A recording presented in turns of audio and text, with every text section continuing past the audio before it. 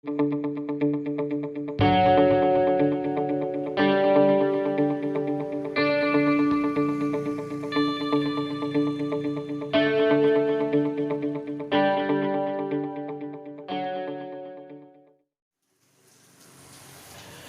pertama, sebagai sebuah kitab suci, Ya. Al-Quran menggunakan ungkapan khas kitab suci. Ya. Artinya harus tinggi, harus luhur, bahasanya harus dalam, kalimat maknanya harus Ada metafora, hiperbola dan lain-lain. ya ada banyak metafornya, bahasa-bahasa isyarat yang orang-orang berbagai kemampuan bisa menyelaminya dengan persepsi masing-masing. Tetapi ketika Rasulullah menyampaikannya kepada umat manusia sebagai sebuah penjelasan, Rasulullah menjelaskannya menggunakan bahasa mereka. Ya. Makanya Al-Quran sebagai sebuah kitab suci, ya dia suci sebagai sebuah kitab suci. Tapi Tetapi ketika dijelaskan kepada umat manusia, enggak semuanya bisa. manusia itu harus menjelaskan pada manusia yang lainnya itu harus menggunakan bahasa yang mudah dipahami. Makanya ada ustaz gitu. Makanya ada ulama. Makanya ada orang-orang yang memang punya kapasitas untuk menjelaskan Al-Quran. Tidak sembarang orang. Tapi enggak semua ulama bisa ngejelasin cocok sama orang yang gitu. Baik. Di Al-Quran surat Al-Waqiah Allah tegaskan, la yamassuhu illal mutahharun. Bahwa Al-Quran itu tidak bisa dijangkau, tidak bisa disentuh kecuali oleh orang-orang yang disucikan. Ya, nanti pemahamannya bisa mutahharun itu orang-orang yang disucikan itu apakah orang yang maksum? Siapa yang maksum? Kan kalau yang disepakati oleh semua mazhab kan para nabi itu maksum. Berarti siapa? Rasulullah sendiri. Iya. Maka yang punya hak kapasitas untuk menjelaskan, menjangkau makna Al-Quran itu adalah Rasul sendiri, Nabi sendiri. Iya. Itu udah jelas. Sehingga tidak bisa sembarangan untuk memahami Al-Quran. Karena Al-Quran itu sangat dalam, sangat luas, dan sangat luhur. Tidak bisa menjangkau keluhuran kecuali orang yang punya kapasitas yang luhur juga. Ya akalnya, ya hatinya, dan kemampuan-kemampuan yang lainnya. Nah, ketika Rasul sudah menyampaikan kepada manusia, pada umat manusia pada masa beliau, manusia kan pada masa beliau orangnya beda-beda kemampuannya. Maka Rasul menggunakan bahasanya sendiri, bahasa Rasulullah untuk dipahami oleh manusia itu. Makanya beda gaya bahasa hadis dengan bahasa Al-Quran. Iya, iya. Beda jauh. Dan Rasulullah tuh diantara ciri khasnya, kalau beliau berbicara tuh to the point. Oh iya. To the point yang kira-kira orang paham. Siapa aja mendengarnya paham. Dan beliau berbicara menggunakan bahasa gitu di depan orang-orang memang kapasitas seperti itu. Tetapi di depan orang-orang tertentu yang beliau sudah pilih, maka beliau pun menggunakan bahasa-bahasa metafor juga. Ya hanya orang tertentu yang bisa paham. Makanya tidak semua sahabat Nabi bisa mengikuti penjelasan Rasulullah untuk ilmu-ilmu yang khusus. Gitu. Ya bayangkan aja, sahabat kan bisa ratusan ribu pada masa Rasulullah. Pada tahun 10 Hijrah, pada tahun 9 Hijrah ketika Rasulullah naik haji ke Makkah pada haji wada itu, ratusan ribu orang yang ikutan berhaji. Dan mereka kan tidak semuanya bersama Rasulullah tiap hari. Maka Rasulullah mesti menjelaskan kepada umat manusia itu sesuai dengan kapasitas mereka. Maka ada ceritakan gini. Kalau kepada sahabat Nabi yang ini, Rasul mengajarkan doa iftitah begini. Kepada sahabat Nabi yang begini, Rasul mengajarkan iftitah doa yang berbeda. Ini Rasulullah sendiri gimana? Nggak tahu. Ya Rasulullah sesuai dengan kapasitas beliau. Oh iya. Berarti harusnya nggak ada dosa dong, ya beda-beda maksudnya. Makanya selagi tujuannya adalah sama-sama mendekatkan diri kepada Allah kan gitu ya. Niatnya tulus mukhlishina lahuddin,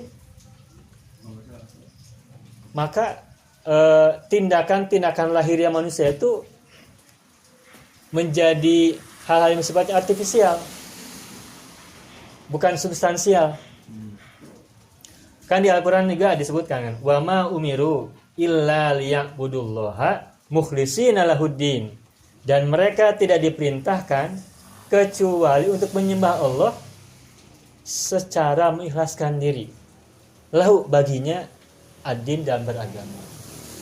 Artinya ketika kita beragama itu diperintahkan Allah itu adalah untuk mengikhlaskan diri kepada Allah, ikhlas. Nah, ketika kemudian dalam rangka mewujudkan penyembahan kita kepada Allah itu dengan ikhlas tadi, ternyata penampakannya berbeda secara lahiriah. Mungkin tindakan sholatnya gitu, misalkan ada orang yang tadi sholatnya itu kemampuannya hanya fisik saja, mungkin dari takbirnya, berdirinya, ruku dan sebagainya, secara fisik sajalah gitu, tidak dengan hatinya gitu ya. Ya kemampuannya baru segitu, ya Allah menerimanya. Dan segitu kemampuannya. Tapi asal hatinya sudah mukhlis, asal hatinya sudah ikhlas kepada Allah gitu, menuluskan hati untuk Allah, meskipun mungkin kemampuannya terbatas, ya Allah hukumnya dengan keikhlasannya menilainya.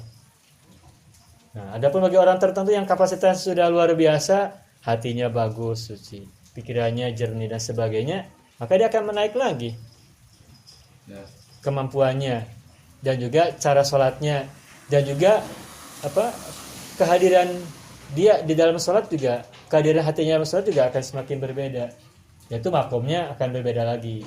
Dan orang tentu saja ketika mendekatkan diri pada Allah juga, meskipun sama-sama mendekatkan diri pada Allah, tapi bagaimana cara mereka mendekatkan diri pada Allah juga akan ada diversifikasi gitu, keragaman, akan ada perbedaan-perbedaan sesuai kapasitas masing-masing. Kita menyembah Allah, Rasulullah menyembah Allah kan? Ya. Tapi kalau tentu saja pemahaman Rasul tentang Allah berbeda dengan pemahaman kita tentang Allah. Ya. Rasul kan sudah sangat tinggi marifatnya. Tapi nggak mungkin Rasul setara sama Allah. Ya nggak mungkin, Rasul kan makhluk. Tetap ya. Rasul adalah makhluk, tidak mungkin Rasul itu setara dengan Tuhan, tidak mungkin, karena Allah tidak ada yang setara dengannya, yang sama dengannya. Ya. Nah, Rasul itu sebagai seorang makhluk, ya bandingannya dengan makhluk, tidak dengan Tuhan. Nah, Rasulullah sebagai seorang manusia, sebagai seorang makhluk, itu melampaui seluruh makhluk, melampaui seluruh manusia, melampaui seluruh nabi, melampaui seluruh rasul, melampaui seluruh rasul-rasul pilihan sekalipun. Kalau misalnya dia melampaui seluruh manusia awal menciptakan kiamat ketika dia, kenapa dia tidak menggunakan semua ilmu sains teknologi yang itu sebenarnya lebih mudah daripada dengan hanya menyampaikan to the point kepada manusia? Karena kan kayak sekarang kita ilmu psikologis, komunikasi, teknologi yang sudah berkembang, otomatis sebenarnya udah tahu semuanya loh. Kenapa nggak digunakan 100% agar secara mudah manusia itu teratur secara islami misalnya diinginkan. Ya. Pertama, Rasul hidup pada masa kapan? Teori-teori psikologi, teori-teori komunikasi adanya kapan? Sekarang. Teori sosiologi, teori politik dan sebagainya kapan muncul itu teori? Sekarang kan, belakangan lah setelah Rasul sudah jauh. Tetapi bukan berarti Rasul tidak menerapkan prinsip-prinsip itu.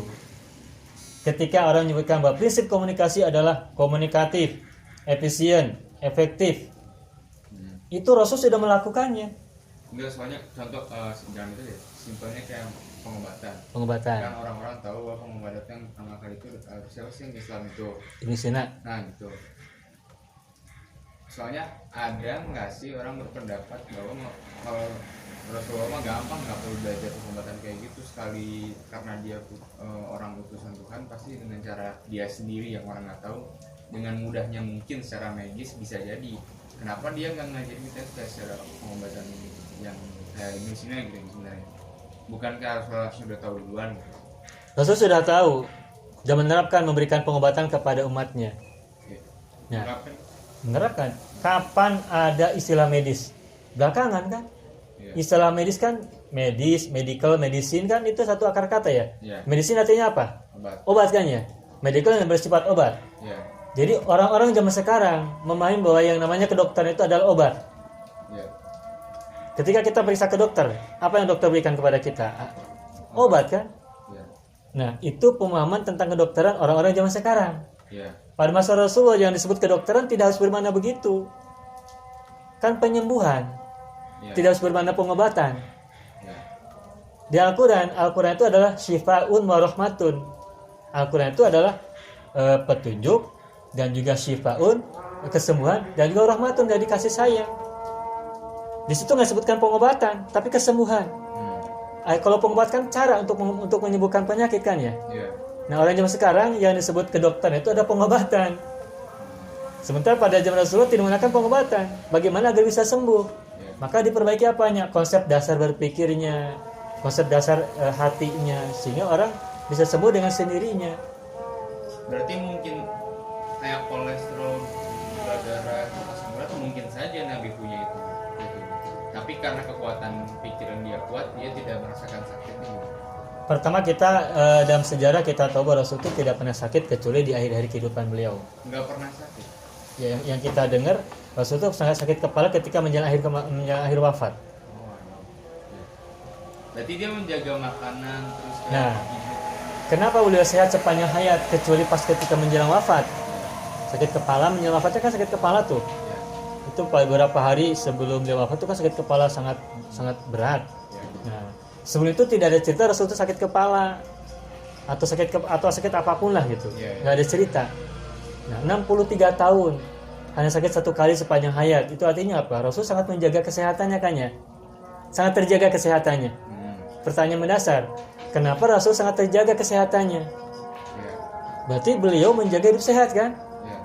Nah, pertanyaan lagi, beliau tuh terjaga sehatnya itu apakah karena makanannya sehat? Tidur ataukah gaya hidupnya sehat? Ataukah cara berpikirnya sehat? Atau semuanya? Cara berpikirnya sehat, hatinya sehat, ucapannya sehat, makannya juga sehat. Bisa jadi semuanya kan ya? Karena orang yang beribadah non-stop juga nggak sehat kan itu. Tanpa dia. Apa maksud dengan penyembahan? Apa yang maksud dengan beribadah? Menyerahkan diri sepenuhnya.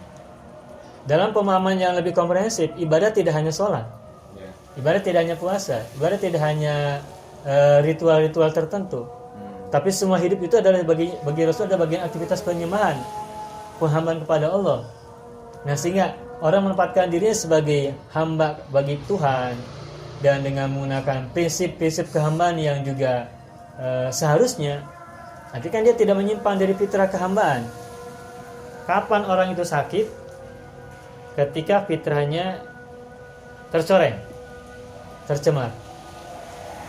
Fitrah pikir itu adalah baik. Ketika pikiran berpikir buruk, berarti dia sudah mencemari kebaikannya, pikiran itu. Fitrah pikiran itu baik. Ketika pikiran berpikir buruk, berarti dia sudah memberikan tabungan keburukan pada dirinya, pada diri pikiran. Kapan pikiran jadi pusing? Karena pikiran memikirkan pusing dalam dirinya. Kalau pikiran tidak memikirkan kepusingan, dia tidak akan merasakan pusing. Ketika pikiran memikirkan hal yang buruk bagi dirinya, bagi diri pikiran, maka munculnya adalah stres, adalah mungkin nggak bisa tidur. Itu akibat si pikiran keluar dari fitrah baiknya. Gitu. Hati, kenapa ada kesal? Kenapa ada dongkol? Kan hati telah keluar dari fitrah untuk senantiasa berpikir merasakan yang baik-baik. Ketika pikiran berubah dari yang tadinya lapang, lega menjadi dongkol, maka hati terjebak kepada keburukannya. Maka jadinya hatinya jadi kotor kan gitu, jadi sakit. Ketika bayi udah lahir, sudah ada dongkol belum dalam dirinya? Masih kosong kan, mesti bersih. Maka semua fitrah dalam diri manusia, ya pikirannya, ya hatinya, ya tubuhnya ini sebenarnya baik semua, belum ada nilai kotor. Yang kemarin kita bahas kan ada buruk gara-gara lingkungan. Iya, karena lingkungan, dan lingkungan untuk dirinya. Dan keburukan itu nanti ada keburukan eksternal dari orang, ada keburukan internal dari dirinya. Dan keburukan internal dari diri itu akibat stimulus-stimulus yang juga muncul dari eksternal dia. Jadi bayi yang dibuang kayak kebutuhan hidup sebagai teladan itu lebih mulia dari orang-orang di kota, harusnya karena dia basicnya udah baik semua. Belum tercemar. Iya. Karena dia belum tercemar. Iya, jadi dia belajar dari alam yang sebenarnya alam. Iya, itulah orang perennial, orang yang bisa menemukan Tuhan dengan kemampuan fitrah dia. Yang Haibin Yakzun itu kan dia menemukan Tuhan meskipun dia di tengah hutan. Ya. Dan tidak bersama manusia satupun. Tapi dia nggak tahu nama Tuhan siapa. Tapi dia tidak tahu nama Tuhan siapa. Karena nama mah harus dari orang lain. Tapi dia fitrahnya tahu bahwa dia orang makhluk terbatas. Ada sesuatu yang mengontrol dia. Mengontrol dia, menggerakkan dia. Dan kenapa dia bisa berpikir begitu? Karena Allah berikan tadi alhamaha fujura wa taqwaha. Allah berikan kepada dia kemampuan untuk berbuat buruk dan kemampuan untuk berbuat baik. Berarti Tinggal dia pilih. Berarti kita yang tinggal sama orang tua di kota udah punya ilmu, kita sebenarnya dimanjakan dong. Pikiran kita sangat dimanjakan, nggak berpikir dong. Di satu sisi apa yang kita dapatkan sekarang ini adalah anugerah karena kita sudah mendapatkan banyak informasi. Ya, kita harus bersyukur. Ada kebaikan kita tahu, ada keburukan yang kita dengar, kita tahu ini buruk, kita tidak boleh ikuti. Ini kita tahu baik. Jadi kita sudah dapat sudah dapat guru-guru lah gitu. Ya. Di satu sisi baik, kita sudah disodori mana yang buruk, mana yang baik, tinggal kita pilih kan? Ya, kayak cuma gampang gitu. Gampang. Tapi di sisi yang lain memang bisa jadi kita jadi malas berpikir kan? Ya. Kita sudah tidak lagi berpikir tentang eksistensi, tidak lagi berpikir tentang asal muasal, karena semuanya sudah disodorkan, sudah disuapkan lah gitu. Nah, tapi orang-orang yang dulu yang tidak mendapatkan fasilitas kemudahan dan sebagainya, dia melakukan pencarian. Jadi kalau orang zaman dulu mencari dulu baru ketemu, kalau kita diperlihatkan tapi tidak mencari-cari, hanya juga tidak akan ketemu. Kalau kita diperlihatkan lalu kita terangsang untuk mencari, maka kita punya kesempatan untuk bertemu dan menemukan.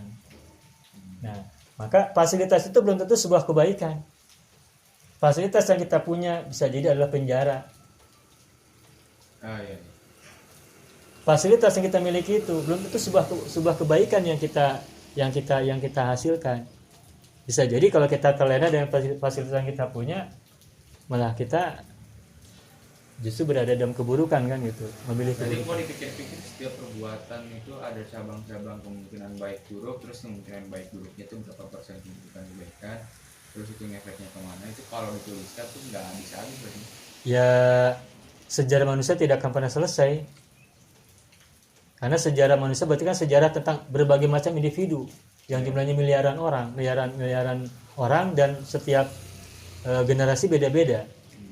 Nah, ketika setiap orang punya sejarah kebaikannya dan punya sejarah keburukannya, maka kalau itu dituliskan satu-satu tidak akan pernah habis. Bahkan tentang diri seorang manusia satupun, sampai dia mati baru selesai. Maka dalam filsafat eksistensialisme itu, manusia itu kan sekarang sesungguhnya tidak ada. Maksudnya kita ini belum dari diri sendiri gitu. Irfan itu bukan Irfan. Kapan Irfan itu selesai? Ketika sudah mati, ketika sudah nggak ada nyawanya. Sekarang itu Irfan itu sedang mengirfan.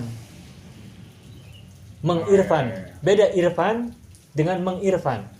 Irfan sebuah nama. Tapi siapa Irfan? Irfan belum selesai. Sejak bayi lahir, jadi seorang nama Irfan, itu Irfan masih berproses menjadi Irfan yang seperti apa kita belum tahu. Irfan akhirnya adalah Irfan di ujung perjalanan hidupnya. Maka sekarang ini kita sedang menjadi. Kalau Irfan berarti sedang mengirfan. Misalnya Yono sedang mengyono. Itu nama yang kita percaya atau nama dari orang tua. Tuhan namain kita sama kayak yang orang tua kasih apa enggak? Yang saya baca bahwa Allah memberikan penghargaan kepada nama yang diberikan di dunia untuk menjadi nama-nama nanti di akhirat kelak. Berarti nama yang orang tua kita kasih Tuhan yang ngakuin itu. Ya, mengapresiasinya. Bukan Tuhan udah ngasih nama lain yang asli. Nanti di dalam akhiratnya. Ya. Ya. Yang saya pernah baca bahwa nama yang kita pakai di dunia itu nanti yang akan dipakai juga di akhirat. Masalahnya kemudian di dunia ada orang punya nama lebih dari satu panggilannya. Ada orang namanya misalkan siapa, di sini panggilnya Ujang, di sana panggilnya Otong, di sana panggilnya Uyung, di sana panggilnya Encang. Dipakai sama Tuhan mana enggak? Nah, dia misalkan dia orang yang suka berpindah-pindah tempat. Dia pindah tugas di Bandung, dipanggil dengan sebutan nama Bandung. Pindah ke Sumatera, nama Sumatera, Uyung atau apa yang lain. Semua orang di sana tahu nama ketika menemukan orang ini berarti panggilannya itu. Di orang Bandung ketemu orang ini namanya beda lagi. Dan orang paham. Nah, lalu kita bertanya, nanti di akhirnya kita pakai nama yang mana? Kalau kita punya panggilan banyak itu. Ya, wallahu alam. Yang jelas tidak sulit bagi Tuhan untuk mengenalkan seseorang di tengah manusia yang lain. Yang ganti nama juga nama yang terbaru. Kan ada orang baru masuk Islam terus namanya diganti. Ya karena manusia yang lain kan mungkin kenalnya sama yang lamanya. Apakah lantas ketika namanya diganti yang baru? nama lamanya jadi tidak akan dikenal lagi oleh orang-orang yang mengenalnya dengan nama yang lama. Masih terkenal. Jadi makanya kenapa suka diumumkan ada orang punya nama baru, ya nama lamanya apa? Ya karena biar orang yang mengenalnya dengan nama lama tahu dia nama baru. Begitupun orang yang nama baru tahu bahwa dia nama lamanya adalah si A atau si B. Tetapi yang penting itu kan sebuah nama ya. Tetapi nama-nama di dunia itu. Nama-nama di akhirat juga lagi. Ya pertama bisa jadi sama. Bisa ya. Tetapi kalau misalkan berbeda, nanti pada masa itu semuanya akan dibuat mengerti bahasa kita pada waktu itu. Entah gimana cara Tuhan. Entah cara Tuhan bagaimana, toh kan ini bahasa dunia, panggilan dunia. Dan kalaupun kita tadi menyebutkan bahwa nama-nama kita di dunia itu nanti akan dipakai ketika nanti kita di akhirat, itu pun persepsi kita di alam dunia.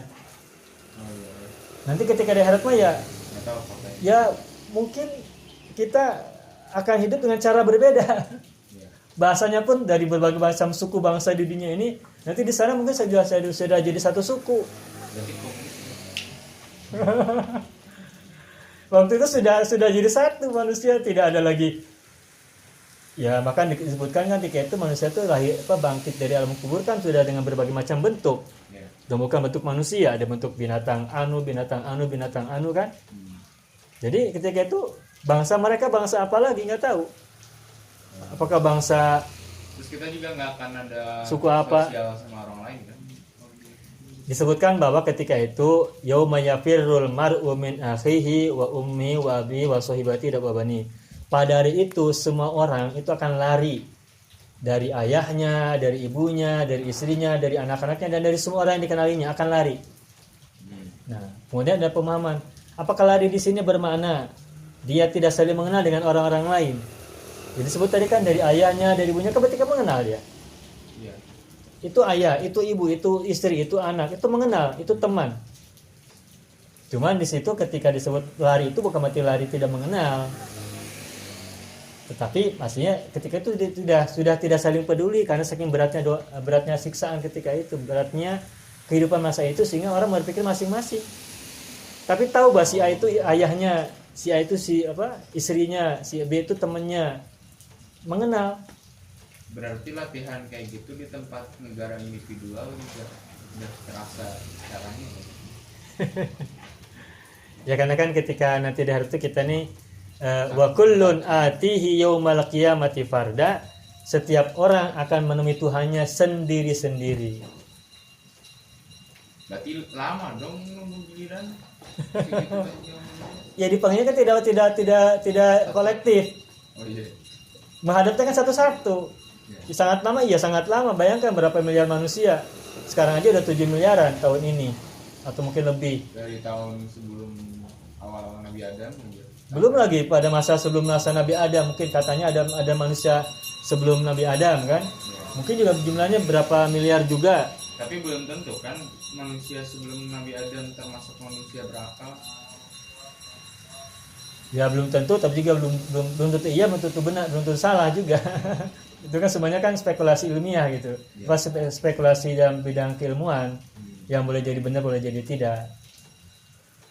Ada orang bilang, kalau fikih berbeda-beda karena Al-Quran atau karena hadis? Karena pemahaman orang. Tentang ayat dan hadis.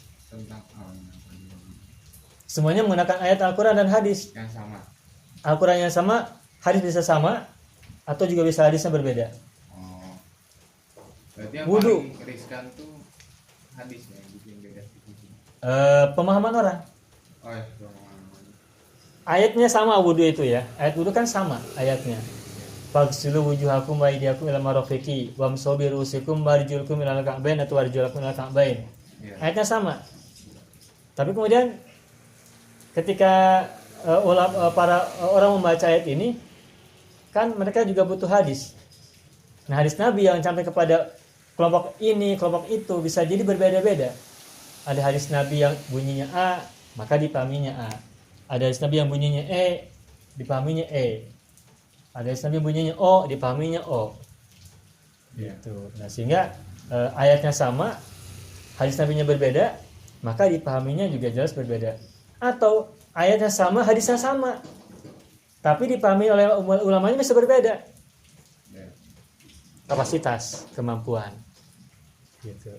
Jangankan di kalangan para ulama, di kalangan orang yang hidup pada masa Nabi sendiri pun, untuk satu ayat yang sama itu bisa dipahami berbeda-beda. Irfan pernah dengar nggak ayat tentang malam bulan puasa? Wakulu washrabu hatta yatabayyana lakum al-khaytul abyad min al-khaytil aswadi min al-fajr. Maka makanlah dan minumlah sampai jelas bagi kalian benang putih dari benang hitam dari fajar. Kenapa? Nah, Benang itu benang apa benang? ayat itu bunyinya benang putih dari benang hitam Benang. dari fajar. Nah, ada seorang sahabat mendengar ayat itu. Lantas ketika bulan puasa malam hari, dia masih makan, masih boleh makan, dan terus dia memegang dua jenis benang. Benang hitam dan benang putih. Selagi benang putihnya belum beda, belum terlihat dari benang hitam, berarti masih semuanya masih hitam gitu. Karena gelap kan. Jadi benang putih benang hitam kan nggak kelihatan warnanya kan? Oh iya. Karena gelap kan? Nah, selagi belum kelihatan oleh dia benang putih dari benang hitamnya, dia masih bisa makan. Itu udah ada cahaya matahari masuk, benang hitamnya jadi putih, baru Ya. Nah, artinya sahabat ini berpikir bahwa benang di sini ada benang fisik. Oh iya. Benang yang dipakai buat jahit atau buat menyulam gitu ya, atau ngapus. Benang benda lain ada apa yang Nah, padahal ayat itu bukan fisik, itu adalah bahasa metafor tentang semesta, ufuk langit. Nabi atau orang sahabat? Ya, pertama ya itu tadi Al-Qur'an kan menggunakan bahasa-bahasa metafor sebagian. Terus kemudian kedua, ketika ayat yang disampaikan Nabi turun kepada Rasulullah, kemudian Nabi menyampaikan pada sahabat, itu konteksnya ketika itu konteks sedang semesta di ufuk timur gitu. Terus Nabi pakai Al-Qur'an menggunakan bahasa metafor benang putih dan benang hitam. Nah, ada orang lain yang tidak melihat langsung, tidak mendengar langsung Rasul menyampaikan ayat ini di tengah-tengah dia, di tengah mereka. Makanya dia menafsirkannya apa yang dia dengar. Tapi dia tidak paham konteks gitu. Hanya teksnya aja yang dia baca, tapi dia tidak ikuti konteks karena tidak ikut bersama Nabi ketika ayat itu turun disampaikan kepada